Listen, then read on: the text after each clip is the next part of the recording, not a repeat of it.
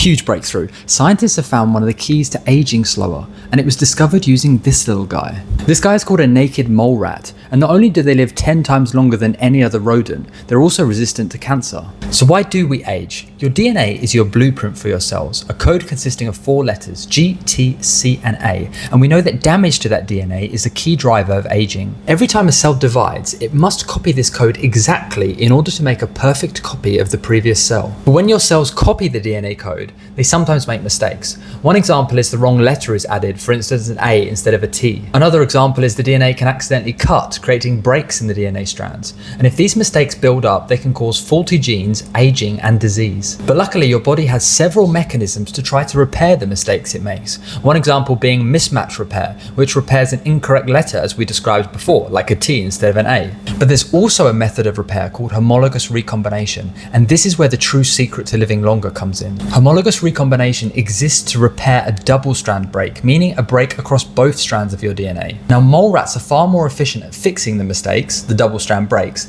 than humans are, and this makes them far more resistant to DNA damage. The mole rats are far more efficient at repairing DNA due to a protein called cGAS. Now, cGAS in humans prevents cells from fixing mistakes, which is obviously terrible because then you get more mistakes. Yet in mole rats, they have a modified cGAS which helps to recruit proteins to fix the damage in your DNA. So cGAS is basically calling for backup to other proteins to help fix the damage to your DNA. To confirm their findings, scientists designed flies with the modified cGAS that helps repair your DNA, and these flies live far longer than the normal flies. So whilst an anti-aging therapy is probably quite far in the future, this marks the beginning of our understanding of how we can extend our lifespan.